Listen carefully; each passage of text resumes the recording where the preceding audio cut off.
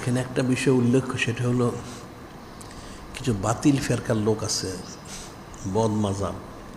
এটা কিন্তু বলে থাকে মানুষকে ন্যাক কাজ থেকে ফিরানোর জন্য, সারা বছর নামাজ নেই, কালাম নেই, জিকির নেই, ফিকির নেই, শুধু সবে বরাতে রাত্রিতে বন্দি করলেই চলবে। নাউজুবিল্লাহ।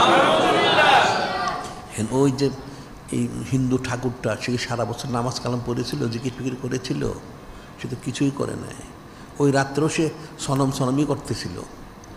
বলে সে সনমের জায়গায় সে সমাদ বলেছে, যিনি খলিক, যিনি মালিক আল্লাহ, তিনি তাকে কবুল করেছেন। সুবহানাল্লাহ। তাহলে লাইলাতুন নিসফ শাবানে, বরাতের রাত্রি মোবারকে বান্দা যদি যিনি খলিক, যিনি মালিক রহমান ডাকে, তাহলে কি আল্লাহ সাড়া দিবেন না? অবশ্যই সাড়া দিবেন, কোনো সন্দেহ নাই। সেটাই কিন্তু হাদিস শরীফ আছে।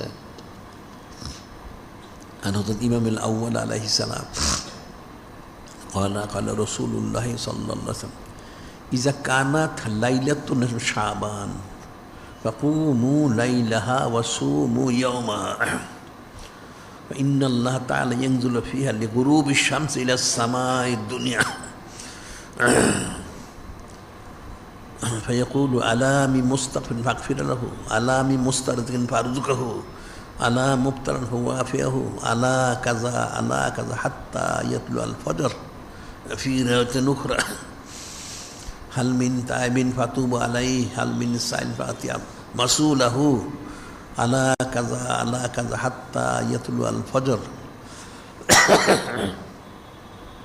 হযরত ইমামুল আউয়াল কাররামাল্লাহু ওয়াজহু আলাইহিস সালাম ওনাতে বর্ণিত বলেন, নূরে মুজাসসাম হাবিবুল্লাহ হুজুর পাক সাল্লাল্লাহু আলাইহি ওয়াসাল্লাম ইরশাদ মোবারক করেন, ইজা কানাত লাইলাতুন নিসফিন শাবান, যখন তোমরা এই শাবানের বরাতের রাত্রি মোবারক পাবে, তখন কী করবে? ফাকুমু লাইলাহা ওয়াসুমু ইয়াওমাহা, তাহলে সেই সারা রাত্র জেগে সজাগ থেকে এবাদতবন্দি করবে, নামাজ কালাম জিকির ইস্তেগফার তওবা করবে এবং দিনের বেলা রোজা রাখবে। কুমু লাইলাহা ওয়াসুমু ইয়াওমাহা ইন্নাল্লাহ তাআলা ইয়ানজিলু ফিহা লিগুরুবি শামসি ইলাস সামাইদ দুনিয়া, নিশ্চয় যিনি খলিক, যিনি মালিক রহমান, তিনি এই বরকতময় রাত্রিতে পৃথিবীর আকাশে এসে থাকেন, অর্থাৎ ওনার খাস রহমত মোবারক নাজিল করেন। সুবহানাল্লাহি সাল্লাল্লাহু আলাইহি ওয়াসাল্লাম সেখান থেকে ঘোষণা দিতে থাকেন, ফায়াকুল আলা মি মুস্তাগফিরিন ফাগফির লাহু, আলা মি মুস্তাগফিরিন ফাগফির লাহু। হে আমার বান্দার, আজকে তো বরকতময় রাত্রি, তোমাদের মধ্যে কেউ আসো কি যে গুনাহ থেকে ক্ষমা প্রার্থনা করবে? আলা মি মুস্তাগফিরিন ফাগফির লাহু, যাকে আমি ক্ষমা করে দিব, এরকম কোনো বান্দা আসো, ক্ষমা চাও, ক্ষমা করে দিব। আলা মি মুস্তারদিন ফারজুকাহু, তোমাদের মধ্যে এমন কোনো বান্দা আছে যে রিজিক তলব করে, তোমার রিজিক চাও, আমি রিজিক দিব। আলা মুবতালা ওয়াফিয়াহু, তোমাদের মধ্যে কেউ মুসিবতগ্রস্ত কি আছো যে মুসিবতে প্রার্থনা করবে, আমি নাজাত চাবি, আমি তোমাদের মুসিবত দূর করে দিব। আলা কাজা আল্লাহ হাত্তা ইয়াতলু আল ফজর, এভাবে যিনি খলিক, যিনি মালিক রহমান, তিনি সেই বাদ মাগরিব থেকে সুবহ সাদেকের পূর্ব পর্যন্ত ঘোষণা দিতেই থাকেন। সুবহানাল্লাহি সাল্লাল্লাহু আলাইহি ওয়াসাল্লাম।